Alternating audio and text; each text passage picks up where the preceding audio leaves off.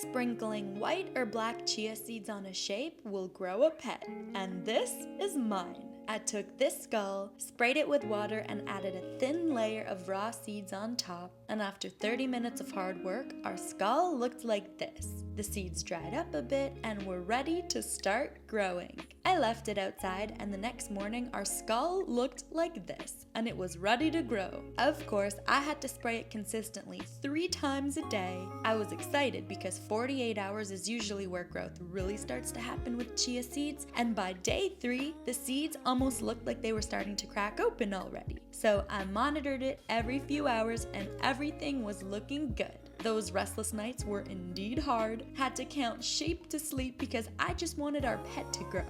But soon, the days started to pass, and by day 6 and 7, I noticed the seeds start to sprout open, poke out some green little heads, and finally start to grow.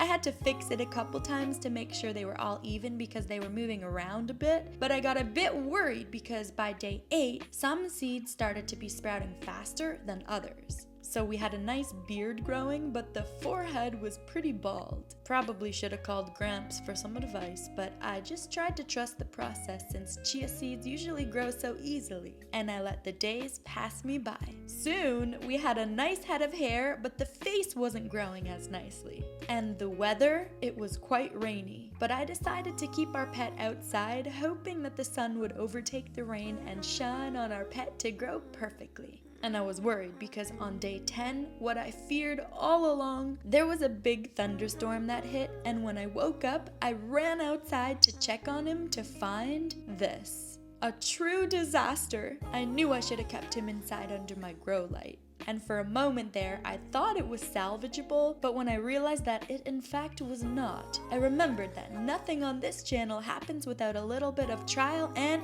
error. And as stumped as I was, when we fail, we try again. And you guys let me know that I actually applied the seeds wrong initially. And I think you were right, because the growth was all over the place, and there were just too many seeds. So I guess it's a good thing that the storm happened, because this time, I decided that instead of just spraying the skull and letting the seeds stick to the water, I would listen to you and soak the seeds in water first, turn it into a gel, and then stick them on. So you can bet your bottom that that's what I did. It was time to redo the entire thing after 8 whole days of waiting to bring our chia skull back from the dead. After 30 minutes, the seeds turned into jelly, so I spread them onto the skull and got a fresh new face for our soon-to-be human. But if I'm being frank, it wasn't easy to get them on either way, because the gel started to slide off a bit. But somehow,